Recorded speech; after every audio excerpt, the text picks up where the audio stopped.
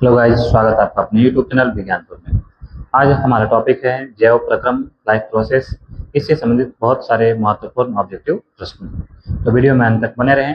और यदि हमारे इस चैनल में आप नए हैं और चैनल को सब्सक्राइब नहीं किए हैं तो जल्दी से इसे सब्सक्राइब कर लें। तो चलिए शुरू करते हैं आज का वीडियो। हमारा पहला प्रश्न है कि हीमोडायलिसिस मशीन द्वारा रक्त के शुद्धिकरण की प्रक्रिया को क्या कहते हैं। आपको पता होगा कि जब किसी व्यक्ति का किडनी कार्य करना बंद कर देता है, किडनी फेलियर हो जाता है, तो किडनी के द्वारा जो रक्त का शुद्धिकरण होता है वो नहीं हो पाता है। और ऐसी स्थिति में चिकित्सकीय विज्ञान में, डॉक्टरी क्षेत्र में एक कृत्रिम वृक्क रूप में डायलिसिस मशीन का उपयोग किया जाता है। और इस प्रोसेस को ही क्या कहते हैं, हीमोडायलिसिस या अपोहन कहते हैं। इस प्रक्रिया में होता क्या है, मनुष्य के शरीर से अशुद्ध रक्त को निकाल करके बाहर एक मशीन में उसको शुद्ध किया जाता है और शुद्ध रक्त को से यूरिया निकाल करके, अमोनिया पदार्थ निकाल करके उसे वापस शरीर में फिर भेज दिया जाता है। और यह संपूर्ण प्रोसेस क्या कहलाता है, हीमोडायलिसिस या अपोहन कहलाता है। दूसरा प्रश्न है कि सजीव में निम्न में से कौन सा जैव प्रक्रम पाए जाते हैं, कौन सा लाइफ प्रोसेस होता है। पहला ऑप्शन है श्वसन। यह श्वसन भी जैव जीवों में होता है। पोषण ये भी होता है। और जनन, ये तीनों प्रकार के जो प्रोसेस हैं वो सजीवों में संपन्न होता है। इस प्रकार से हमारा ऑप्शन क्या आ जाएगा, ऑप्शन नंबर डी, इनमें से सभी। नेक्स्ट अगला प्रश्न है, अमीबा क्या है। अमीबा एक सरल एक कोशिकीय जीव है जो मृदु जल में रहता है। यह एक अनियमित आकार का प्राणी है। कैसा प्राणी है ये, अनियमित आकार का है। इसमें केंद्रक भी होता है और यह एक कोशिकीय होने के बावजूद भी एक ऐसा जीव है जो बड़े जंतुओं की तरह भोजन का अंतर्ग्रहण करता है, उसका पाचन करता है, उससे पोषक तत्वों का अवशोषण करता है और बिना पचे हुए खाद्य पदार्थ को वह शरीर से बाहर कर देता है। और इस प्रकार का जो पोषण का विधि है उसे प्राणी संपोषण कहते हैं। और इस तरीके से जो जीव भोजन करते हैं, पोषण करते हैं, ऐसे जीवों को प्राणी संभोजी या प्राणी संपोषी जीव कहते हैं। तो ध्यान रखेंगे, अमीबा एक प्राणी संभोजी जीव है। नेक्स्ट अगला प्रश्न है, वसा का पाचन किसके द्वारा होता है। वसा का पाचन किसके द्वारा होता है। पहला ऑप्शन दिया गया पेप्सिन, दूसरा है टाइलिन, एमाइलेज और चौथा ऑप्शन है लाइपेज। तो ध्यान देंगे, वसा का पाचन होता है वह लाइपेज नामक एंजाइम द्वारा होता है। नेक्स्ट, मनुष्य का हृदय प्रति मिनट कितनी बार धड़कता है। मनुष्य का जो हृदय है 1 मिनट में कितना बार धड़कता है, कितने बार उसके हृदय का प्रसार और संकुचन होता है। तो सही जवाब क्या हो जाएगा, 72 टाइम्स, 72 बार। नेक्स्ट अगला प्रश्न है, पादप में अपशिष्ट पदार्थ जो उसका उत्सर्जी पदार्थ है वो कहाँ संचित रहता है। पहला ऑप्शन है पत्तियों में, छाल में, कोशिकीय रिक्तिकाओं में। तो पेड़ पौधों का जो अपशिष्ट पदार्थ है पत्तियों में भी संचित होता है, छाल में भी होता है और अंतर कोशिकीय स्थान जो है जिसे कोशिकीय रिक्तिकाएं कहते हैं वहां पर भी ये जमा रहता है। इस प्रकार से हमारा ऑप्शन क्या हो जाएगा, इनमें से सभी। नेक्स्ट, छोटी आंत में भोजन के पाचन में निम्नलिखित में से किस रस की भूमिका होती है। छोटी आंत में भोजन का पाचन पूर्ण होता है और यहीं पर कार्बोहाइड्रेट, प्रोटीन और वसा इन तीनों का पाचन होता है। और इसके लिए छोटी आंत जो है वह अलग अलग ग्रंथियों से हार्मोन को प्राप्त करता है। और इसमें से जो पहला है पीत रस, यह पीत रस छोटी आंत यकृत से, लीवर से प्राप्त करता है। अग्न्याशयी रस भी उसको प्राप्त होता है और वह अग्न्याशय से। और तीसरा है आंत रस जो अमाशय से, ये छोटी आंत से ही स्रावित होता है। इस प्रकार से ये तीनों जो रस है, तीनों एंजाइम है, ये छोटी आंत में भोजन के पाचन में महत्वपूर्ण भूमिका निभाते हैं। इस प्रकार से हमारा आंसर क्या हो जाएगा, ऑप्शन नंबर डी, इनमें से सभी। नेक्स्ट है, एटीपी में फॉस्फेट की संख्या होती है। एटीपी में फॉस्फेट की संख्या, फॉस्फेट कितना परमाणु होता है। तो ध्यान देंगे एटीपी का फुल फॉर्म क्या होता है, एडोनिसिन ट्राइफॉस्फेट। क्या होता है, ट्राइफॉस्फेट। यानी आपको यहाँ पर पता चल रहा है कि फॉस्फेट जो है वह PO4 है, वह कितना है, ट्राई ट्राई अर्थात 3 फॉस्फेट इसमें होता है। तो महत्वपूर्ण प्रश्न है कि एटीपी में फॉस्फेट की संख्या कितनी होती है, तो 3 फॉस्फेट होता है। नेक्स्ट, रक्त का लाल रंग निम्नलिखित में से किस प्रोटीन की उपस्थिति के कारण होता है। तो रक्त में आरबीसी होता है और आरबीसी में एक हीमोग्लोबिन नामक प्रोटीन पाया जाता है। एक हीमोग्लोबिन नामक प्रोटीन वर्णक पाया जाता है और इसी के कारण खून का रंग क्या होता है, लाल होता है। ठीक है। नेक्स्ट है, फाइब्रिनोजिन रहित प्लाज्मा को क्या कहते हैं। रक्त के 2 भाग होते हैं, तरल भाग को क्या कहते हैं, प्लाज्मा कहते हैं, और जो ठोस भाग है उसे रक्त कणिकाएं कहते हैं। और प्लाज्मा में कई प्रकार के प्रोटीन और जल पाया जाता है। प्लाज्मा में 90% क्या होता है, जल होता है और शेष 10% में प्रोटीन रहता है, कार्बनिक पदार्थ, अकार्बनिक पदार्थ रहता है। उसी में से एक प्रोटीन है फाइब्रिनोजिन। क्या है? फाइब्रिनोजिन। और जब इस प्लाज्मा से फाइब्रिनोजिन निकल जाता है तब शेष बचे हुए प्लाज्मा को क्या कहते हैं, सीरम कहते हैं। महत्वपूर्ण प्रश्न है कि जब प्लाज्मा से फाइब्रिनोजिन निकाल दिया जाएगा, अर्थात ऐसे प्लाज्मा जिसमें फाइब्रिनोजिन नामक प्रोटीन नहीं रहेगा, तो उस शेष बचे हुए प्लाज्मा को ही क्या कहते हैं, सीरम कहते हैं। महत्वपूर्ण प्रश्न है ये। नेक्स्ट, फुफ्फुस शिराएं हृदय के किस वेश्म में खुलती है? फुफ्फुस शिराएं हृदय के किस वेश्म में खुलती है? अब जैसे कि हमको पता होगा कि हमारा जो हृदय है वह 4 कक्षाओं में बटा हुआ है। ऊपर की 2 कक्षाओं को क्या कहते हैं, अलिंद, और नीचे की कक्षाओं को कहते हैं निलय कहते हैं। तो ये इधर होता है दायां अलिंद और ये इधर होता है बायां अलिंद। नीचे में दायां निलय और ये बायां निलय। तो फेफड़े से जो शुद्ध रक्त आता है वह फुफ्फुस शिरा लेकर के आता है। कौन लेकर के आता है? फुफ्फुस शिरा शुद्ध रक्त को फेफड़े से लेकर के आता है और उसे बायां अलिंद में पहुंचाता है। अर्थात ये जो फुफ्फुस शिरा है वह हृदय के बायां अलिंद में खुलता है और पुनः ये बायां अलिंद से फिर बायां निलय में जाता है और यहाँ से शरीर के संपूर्ण भागों में ये भेज दिया जाता है। सभी कोशिकाओं में कोशिकीय शोषण होता है। शोषण के फलस्वरूप कार्बन डाइऑक्साइड युक्त रक्त को शिराओं के माध्यम से वापस फिर दायां अलिंद में भेजा जाता है और फिर से यहाँ से फिर दायां निलय में और दायां निलय से फिर फुफ्फुस धमनी से होते हुए यह वापस फेफड़े में चला जाता है। इस प्रकार से यह संपूर्ण प्रोसेस को ही क्या कहते हैं, डबल सर्कुलेशन ऑफ ब्लड, रक्त का दोहरा परिसंचरण। ये हमारा एक प्रश्न था, फुफ्फुस शिरा अर्थात फेफड़े से लेकर के हृदय तक जो आने वाला पाइप है जिसमें शुद्ध रक्त का, ऑक्सीजनित रक्त का प्रवाह होता है, वह हृदय के बायां अलिंद में खुलता है। नेक्स्ट, कौन सी रक्त कणिका मनुष्य में प्रतिरक्षा तंत्र का निर्माण करती है? हम ध्यान देंगे इसमें मनुष्य के ब्लड में, ब्लड का 3 भाग होता है, 3 प्रकार के उत्पन्न होते हैं, आरबीसी, डब्ल्यूबीसी और तीसरा होता है प्लेटलेट्स। ठीक है, तीसरा क्या होता है, प्लेटलेट्स। इस आरबीसी में हीमोग्लोबिन नामक वर्णक रहता है और इसका मुख्य कार्य क्या है, रक्त का ये ऑक्सीजन, कार्बन डाइऑक्साइड इत्यादि का परिवहन करना। ठीक है, और डब्ल्यूबीसी जो है वह एक विशेष प्रकार का रक्त कणिका है जिसका मुख्य कार्य क्या है, शरीर में प्रवेश करने वाले बाहरी रोगाणुओं को नष्ट करना और इस प्रकार से हमें रोगों से बचाने का कार्य करता है, अर्थात हमारे शरीर में रोग प्रतिरक्षा तंत्र का निर्माण करता है। ठीक है, यानी ये हमारे शरीर के इम्यूनिटी सिस्टम को बढ़ाने का काम करता है, अर्थात और इसी डब्ल्यूबीसी को ही क्या कहते हैं, शरीर का सैनिक कहा जाता है। ठीक है, और डब्ल्यूबीसी का ही दूसरा नाम क्या होता है, ल्यूकोसाइट। याद रखेंगे, डब्ल्यूबीसी का दूसरा नाम क्या होता है, ल्यूकोसाइट। आरबीसी का दूसरा नाम क्या है, इरिथ्रोसाइट कहते हैं आरबीसी को। ठीक है, और जो प्लेटलेट्स होता है, रक्त पट्टिकानु जिसको कहते हैं, उसको थ्रोम्बोसाइट्स कहते हैं। इस प्रकार से इन तीनों प्रकार के रक्त कणिकाओं के 3 इंग्लिश नाम भी है, ये नाम भी आपको याद रखना महत्वपूर्ण है।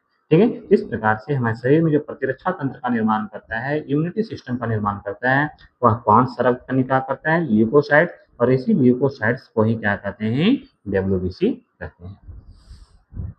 नेक्स्ट अगला प्रश्न है, निम्नलिखित में से कौन सा यंत्र रक्त दाब मापने में प्रयोग किया जाता है, ब्लड प्रेशर मापने में किया जाता है? तो पहला ऑप्शन दिया गया बैरोमीटर, जो कि वायुमंडलीय दबाव को मापने का यंत्र है, और रक्त दाब जो ब्लड प्रेशर मापने का यंत्र है उसका नाम क्या है, स्फेग्नोमेनोमीटर। ठीक है, याद रखेंगे, स्फेग्नोमेनोमीटर। इसी के द्वारा ही मनुष्यों के शरीर का ब्लड प्रेशर, जिसको सामान्य बोलचाल भाषा में बीपी कहते हैं, उसको मापा जाता है। नेक्स्ट, इसमें से किसके द्वारा अमीबा भोजन का अंतर्ग्रहण करता है? जैसा कि आपको पहले बताया गया कि अमीबा एक अनियमित आकार का प्राणी है, एक कोशिकीय जीव है, जो भोजन को देखते ही वह क्या करता है, एक प्रकार से फुटपाथ का निर्माण करता है। ठीक है, किसका निर्माण करता है, फुटपाथ का निर्माण करता है और धीरे धीरे इस भोजन को चारों तरफ से घेर लेता है। ठीक है, इस प्रकार से अमीबा भोजन का अंतर्ग्रहण, भोजन को शरीर के अंदर किसके द्वारा लेता है, फुटपाथ के द्वारा। नेक्स्ट, किस छिद्र के द्वारा ग्रसनी ग्रास नली से जुड़ा हुआ रहता है? किस छिद्र के द्वारा ग्रसनी जो है वो ग्रास नली से जुड़ा रहता है? अब ध्यान देंगे, जैसा कि आपको पता है कि ये नासिका छिद्र है और ये मुंह है, ये दोनों एक साथ यहाँ पर जुड़े हुए रहते हैं और आगे चल करके ये 2 भाग बढ़ जाता है, आगे चलकर ये 2 भाग में बढ़ जाता है। एक होता है कंठ द्वार, ठीक है, और एक होता है निगल द्वार। एक होता है कंठ द्वार और एक होता है निगल द्वार। तो कंठ द्वार जो होता है वो श्वास नली में जुड़ा रहता है। कंठ द्वार कहाँ से जुड़ा रहता है? श्वास नली में, जो श्वसन तंत्र का भाग है। और जो निगल द्वार है वह ग्रास नली से जुड़ा रहता है। किससे जुड़ा रहता है? ग्रास नली से। और यही ग्रास नली आगे चल करके अमाशय, छोटी आंत, बड़ी आंत, ठीक है, इन सब से जुड़ा हुआ रहता है। यहाँ पर हमारा प्रश्न है कि ग्रसनी ग्रास नली से जुड़ा रहता है किस भाग से? उसको क्या कहते हैं? निगल द्वार। ठीक है, हमारा आंसर क्या हो जाएगा? निगल द्वार। और एक कंठ द्वार द्वारा किससे जुड़ा रहता है? श्वास नली से, जो आगे चल करके श्वसन तंत्र का निर्माण करता है। अगला है टाइलिन परिवर्तित करता है। टाइलिन एक प्रकार का हार्मोन है जो हमारे शरीर में मुख से लार में स्रावित होता है, लार द्वारा स्रावित होता है। और यह क्या करता है? जटिल कार्बोहाइड्रेट को, जटिल शर्करा को सरल शर्करा में बदल देता है। अर्थात मंद को शर्करा में बदलने का कार्य किसका है? टाइलिन का है। ठीक है, तो टाइलिन कहाँ स्रावित होता है? हमारे मुख में, लार द्वारा। ठीक, नेक्स्ट अगला प्रश्न है, कौन सा एंजाइम प्रोटीन का पाचन अम्लीय माध्यम में करता है? कौन सा एंजाइम प्रोटीन का पाचन अम्लीय माध्यम में करता है? पहला ऑप्शन है ट्रिप्सिन, डायोट्रिप्सिन, इरेप्सिन और पेप्सिन। तो प्रोटीन का पाचन जो होता है वह पेप्सिन नामक हार्मोन करता है। पेप्सिन जो होता है वह निष्क्रिय पेप्सिनोजेन को, जो पेप्सिनोजेन है वह निष्क्रिय रहता है, इसी निष्क्रिय पेप्सिनोजेन को बदल देता है और प्रोटीन का पाचन करने के फलस्वरूप बाद इसे पेप्टोन में बदल देता है। ठीक है, तो प्रोटीन का पाचन करने में जो माध्यम है, एंजाइम है, वह कौन सा है? पेप्सिन नामक हार्मोन। नेक्स्ट, निम्नलिखित में से कौन सा एंजाइम मनुष्यों में अनुपस्थित है? कौन सा एंजाइम मनुष्यों में अनुपस्थित है? पहला ऑप्शन है सेलुलोज, माल्टोज, लैक्टोज और सुक्रोज। तो सुक्रोज, लैक्टोज और माल्टोज ये तीनों प्रकार के जो एंजाइम है मनुष्यों में उपस्थित रहता है, जबकि सेलुलोज जो है एक जटिल कार्बनिक पदार्थ है। यह केवल कोशिका भित्ति में पाया जाता है। और कोशिका भित्ति किसमें रहता है? तो पादप कोशिका में। किसमें रहता है? पादप कोशिका में रहता है। अर्थात यह जो सेलुलोज है वह मनुष्यों में उपस्थित नहीं रहता है, मनुष्यों में नहीं पाया जाता। नेक्स्ट है, हरे पौधे प्रकाश संश्लेषण में कच्ची सामग्री जो रॉ मटेरियल है उसमें जल और किस पदार्थ का उपयोग करते हैं? तो जल और साथ में किसका उपयोग करते हैं? कार्बन डाइऑक्साइड का। और किसकी उपस्थिति में? सूर्य का प्रकाश और क्लोरोफिल, इन दोनों की उपस्थिति में जल और कार्बन मिल करके अपना प्रकाश संश्लेषण करते हैं और भोजन बनाते हैं। हमारा उत्तर क्या हो जाएगा? Carbon dioxide. अगला प्रश्न है, कार्बन स्वांगीकरण या प्रकाश संश्लेषण में ऊर्जा का जो मुख्य स्रोत है, प्रकाश संश्लेषण की क्रिया में ऊर्जा का जो मुख्य स्रोत है वह क्या है? सूर्य का प्रकाश। और सूर्य के प्रकाश के कारण यह जो प्रोसेस है वो केवल और केवल दिन में होता है। नेक्स्ट अगला प्रश्न है, पौधों में गैसों का आदान प्रदान कर लिए क्या होता है? पौधों में जो गैसों का आदान प्रदान होता है प्रकाश संश्लेषण के लिए, चाहे वह श्वसन के लिए, उसके लिए उसके पत्तियों में क्या होता है? महीन महीन छिद्र पाया जाता है। ठीक है, और महीन महीन छिद्र को ही क्या कहते हैं? रंध्र कहते हैं या स्टोमाटा कहते हैं। क्या कहते हैं इसको? रंध्र या फिर स्टोमाटा कहते हैं। नेक्स्ट, पानी में घुलित खनिज का पौधों में स्थानांतरण होता है। ठीक है, पानी में एवं घुलित खनिज, जल और खनिज लवण का पौधों में जो स्थानांतरण होता है वह किस संवहन ऊतक द्वारा होता है? तो संवहन ऊतक पेड़ पौधों में दो प्रकार का होता है, एक होता है जाइलम और दूसरा होता है फ्लोएम। तो जाइलम क्या करता है? पेड़ पौधों में जड़ से जल और खनिज लवण को अवशोषित करते हुए उसे पत्तियों तक पहुंचाता है। और फ्लोएम क्या करता है? प्रकाश संश्लेषण के फलस्वरूप उसे पत्तियों में जो भोजन बनता है, ग्लूकोज बनता है, उसके पेड़ पौधों के सभी भागों तक पहुंचाने का कार्य करता है। इस प्रकार से जल और खनिज लवण जो है और पौधों में किसके द्वारा ट्रांसफर होता है? पेड़ पौधों के पत्तियों में, वो जाइलम के द्वारा। किसके द्वारा? जाइलम नलिकाओं के द्वारा। नेक्स्ट, फ्लोएम से खाद्य पदार्थ का परिवहन किस दिशा में होता है? तो ध्यान देंगे, जाइलम और फ्लोएम ये दोनों संवहन ऊतक हैं। और जाइलम में जो पदार्थ का परिवहन, जल का परिवहन होता है, केवल नीचे से ऊपर की ओर होता है, जबकि फ्लोएम में जो होता है नीचे से ऊपर भी होता है और ऊपर से नीचे भी होता है। तो फ्लोएम जो है वह भोजन का परिवहन, खाद्य पदार्थों का जो परिवहन होता है वह ऊपर और नीचे दोनों ओर होता है। ठीक है, नेक्स्ट है कवक, फंगस जिसको कहते हैं, उसमें पोषण की कौन सा विधि होता है? तो कवक जो है वह एक प्रकार का मृत जीवी है और यह मरे हुए सड़े गले पेड़ पौधों के पदार्थ, जीव जंतुओं के अवशेष से यह पोषण प्राप्त करता है और इसीलिए इसको क्या कहते हैं? मृत जीवी कहते हैं। अगला प्रश्न है, मानव में डायलिसिस थैली, ठीक है, हीमोडायलिसिस जो प्रोसेस है उसमें जो डायलिसिस थैली है वह किसके रूप में कार्य करता है? तो शरीर के किडनी के, ठीक है, वृक्क में जो काम नेफ्रॉन का है, जैसे वृक्क नलिका कहते हैं, वही काम हमारे हीमोडायलिसिस मशीन जो होता है उसमें डायलिसिस थैली का होता है। ठीक है, तो डायलिसिस थैली का तुलना किससे किया गया है? नेफ्रॉन से, जिसे वृक्क नलिका या वृक्काणु कहते हैं, जो कहाँ पाया जाता है? हमारे शरीर के किडनी में पाया जाता है, वृक्क में पाया जाता है।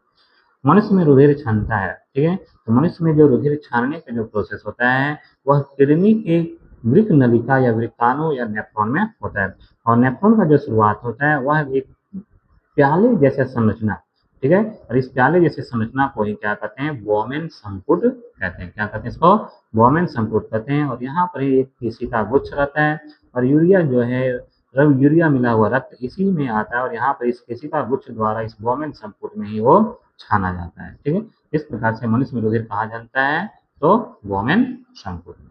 ठीक है, और बोमेन संपुट किसका भाग है? कि हमारे शरीर के किडनी में बहुत सारे वृक्क नलिकाएं पाए जाते हैं, वृक्काणु पाए जाते हैं, जिसे नेफ्रॉन कहते हैं, और उसी का यह एक भाग है।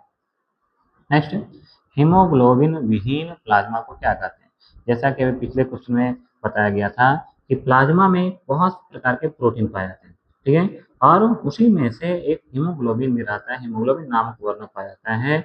और जब वो उस रक्त से उसको निकाल दिया जाता है तब उसको क्या कहते हैं? सीरम कहते हैं। ठीक है, यानी तब उसको क्या कहेंगे? सीरम। क्या वो हीमोग्लोबिन उससे निकाल दिया जाए या तो फिर फाइब्रिनोजेन जो प्रोटीन है उसको निकाल दिया जाए, शेष बचे हुए रक्त को क्या कह सकते हैं? हम सीरम कहते हैं।